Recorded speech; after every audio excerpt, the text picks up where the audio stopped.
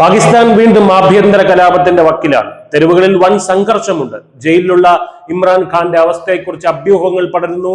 രാജ്യം അപകടകരമായ ആഭ്യന്തര കലാപത്തിലേക്ക് നീങ്ങുമോ എന്ന ഭയം എങ്ങും വർദ്ധിക്കുകയാണ്.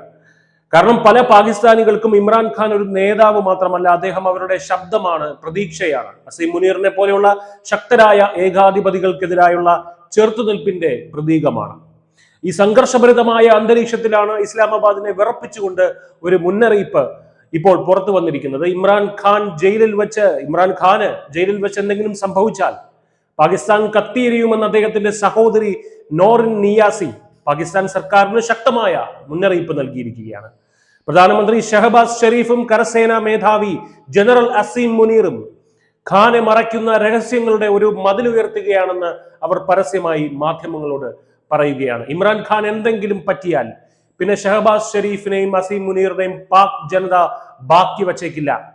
നോറിന്റെ മകനെയും പല കള്ളക്കേസുകളിൽ കുടുക്കി ജയിലിനുള്ളിൽ അടച്ചിരിക്കുകയാണ് പാക് സർക്കാർ. അതേസമയം മാസങ്ങളായി നോറിന്റെ കുടുംബത്തെ പൂർണ്ണമായി ഒറ്റപ്പെടുത്തിയിരിക്കുകയാണെന്നും സന്ദർശനങ്ങളോ ഫോൺ വിളികളോ വിവരങ്ങളോ ഒന്നും തന്നെ ഇല്ല എന്ന് അവർ പറയുന്നു. ഇമ്രാൻഖാനെ കർശനമായ ഏകാന്തതയിൽ പാർപ്പിച്ചിരിക്കുകയാണ്.